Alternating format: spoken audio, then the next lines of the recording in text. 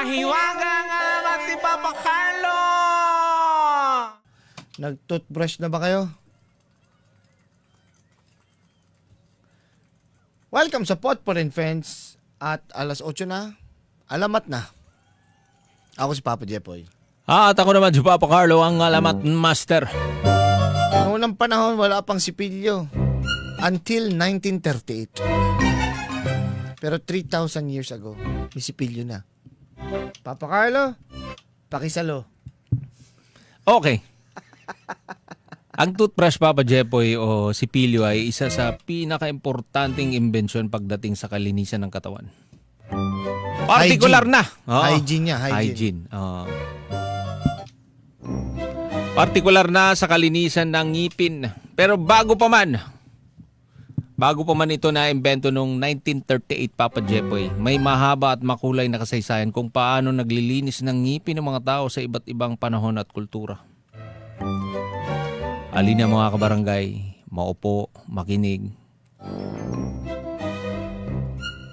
maupo sa sopa, magubod ng sinelas, at magsalin ng banayan whiskey.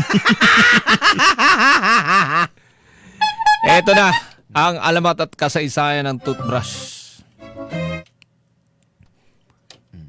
Panahon ng sinaunang kabihasnan, bago pa man ang toothbrush, Papa Jepoy.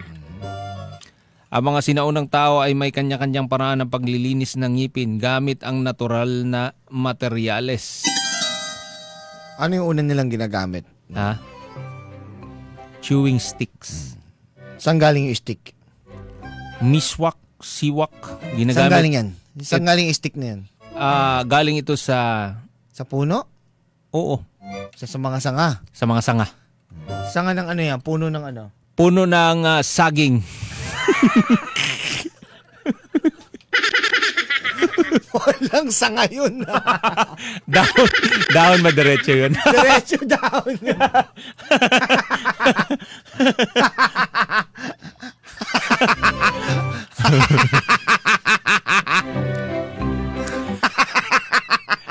Okay.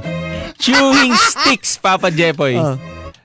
Tawag dyan miswak o siwak. Ginagamit sa Africa, Middle East at Asia noong 3,500 BC. Ang mga sanga ng puno gaya ng Salvadora persica ay kinakagat o pinipino para magsilbing natural na brush. Dahon, balat ng puno o matitigas na damo, ginagamit bilang panlinis sa bibig.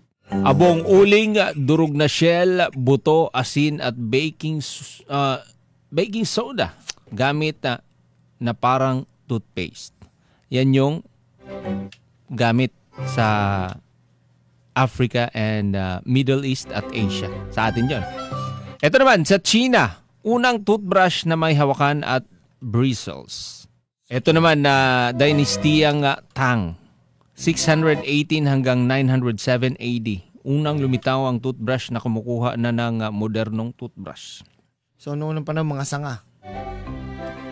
At noong unang panahon, yan din ang leading cause ng infection, ng mga sakit. Disease. So nag-isip na yung mga tao, paano makakasurvive? Ba't lagi na lang tayo may sakit? Lagi tayong namamatay, nauubos tayo. Gawa natin ng paraan. Naisip nila, kailangan pala malinis ang bibig. So ginawa ito sa hawakan na kahoy o buto ng hayop, Papa Jepoy, tapos nilagyan ng bristles mula sa likod ng baboy. Or boar hair. Buhok ng baboy yung toothbrush. Oo. Kauna-una ang toothbrush. Yes. Naisip mo ba yung naisip ko?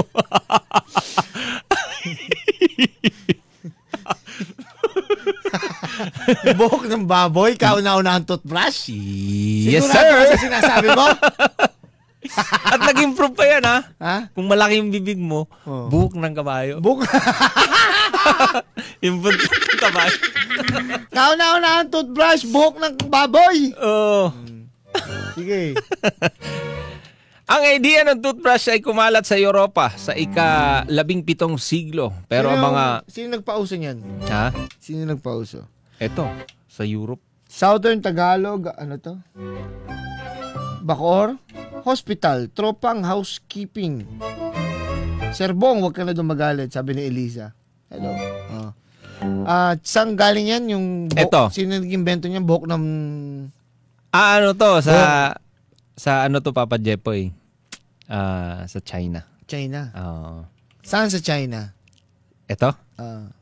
Sa Bandung. Sa Bandung. Parang hindi sa China yun Saan yung Bandung? Parang, di ko alam kung saan yun, pero alam ko hindi sa China yun. Sa Bandung. Pero ang mga Europeans, Papa Jepoy, ay hindi agad nakumbinsido at mas pinili pa rin nila ang mga tela o daliri may ash o asin. Yun yung panglinis nila. Asin? Eto, toothbrush ng mga mayayaman sa Europe. May mga ganun pang classification? Toothbrush ng mga mayayaman? 1780. Ano yung toothbrush ng mga mayayaman? Ito si William Addis ng England ang unang gumawa ng mass-produced na toothbrush. Ano yung toothbrush ng mga mayayaman? Ito. Gawa saan? Nakulong siya at habang nasa kulungan, napansin niyang walang maayos na paraan para linisin ang mga ngipin. Kaya gumawa siya ng toothbrush mula sa hawakan ng buto at buhok ng baboy. Buhok ng baboy. Yun pa rin.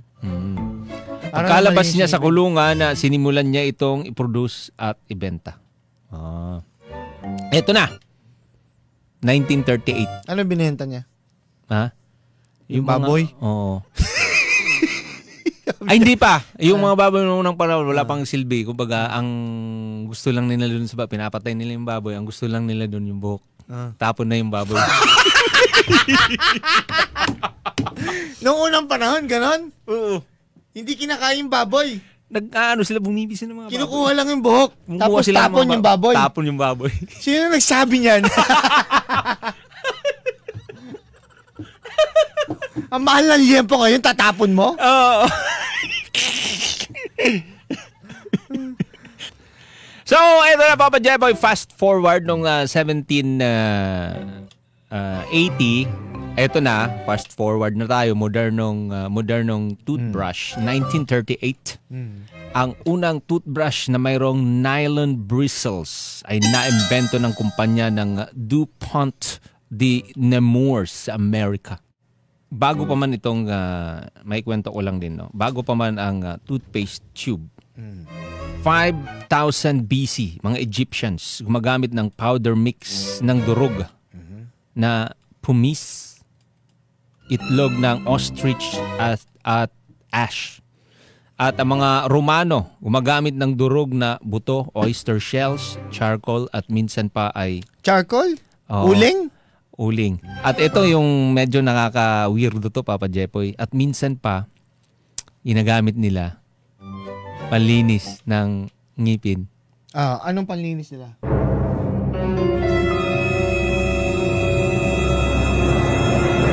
Urine. O ihi. Legit to. Oo. Dahil sa ammonia content nito. Ginagamit nila. At ito namang mga ano natin, mga kaibigan natin. Kita mo yung pinanggalingan ng from that? Oo. Hanggang sa na-improve naman. Ito naman, panahon ng mga Chinese, gumagamit ng herbal mints, salt, ginseng, ginseng. Yan kasi ang tanong ko sino nagsabi na yung toothpaste, kung fluoride lang, ang importante, hindi naman minty yung fluoride. So, Chinese ang gumamit ng herbal mints. Herbal mint ginseng. Ginseng na para fresh at minty, malamig sa bibig. At nilagyan pa na ng iba't ibang aromatic ingredients. Ano nilagay nila? Tulad ng papaya. Papaya? Pampaputi ng balat yun, hindi ngipin. Papaya nilagay mo dyan? Balat puputi dyan, pero ipin di puputi dyan. Sa Europe, medieval era, Papa Jepoy, gumagamit ng durog na asin o chalk. At modern toothpaste ay na-develop bandang 1800s. Papa Jepoy, ang toothbrush daw ang number 1 invention para sa kalusugan sa isang survey ng American Dental Association noong 2003. Oh, yan kasi talaga. Oo. Number 1 daw. Ang daming nawalang sakit simula nung na-invento ang toothbrush. Ang daming naligtas na buhay. Dahil nga yan nga ang isa sa mga cause. At alam nyo ba na ang toothbrush, Papa Jepoy, ay may humigit kumulang 2,500 o 3,000 bristles. Bilangin nyo. Wag na, sige na, tama ka na. Dapat, ayon sa mga eksperto, dapat palitan daw ang toothbrush kada 3 buwan o kapag nag-flare na ang bristles. Pinaka-important. Oo. Yung toothbrush ko, 2,000. Lockdown pa yun eh. Ano, kailangan din daw talaga magpalit kasi babahayan din daw ng mga bacteria. Kaya as much as possible, kung wala naman kayong pera pa pamalit, i-ano nyo, Papa Jay, sanitize nyo, di ba? Or pakuluan nyo. Mas mainam, di ba? At sa buong buhay mo, gumugugol ka ng higit 38 araw kakasipilyo. Yan, Tagalog ng toothbrush, di ba? Sipilyo. Bakit tinawag na sipilyo? Sipilyo? Oo. Kasi merong isang batang makulit. Itong batang makulit na to, talagang... Ikaw na? Sipilyo. Pilyo kasi. Ikaw na nga. I-drawing mo nga yung toothbrush. I-drawing mo nga yung toothbrush. I-drawing mo na lang yung toothbrush. Patingin nga ito ng kauna-unahang sipilyo. Ito ang kauna-unahang sipilyo, Papa Jepoy.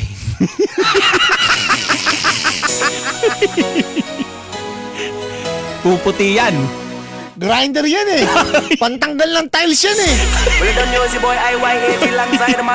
Makita.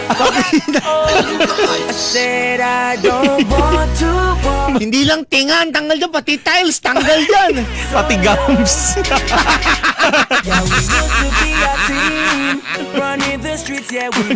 Barangay LS 97.1. 97.1. Forever. Number 1.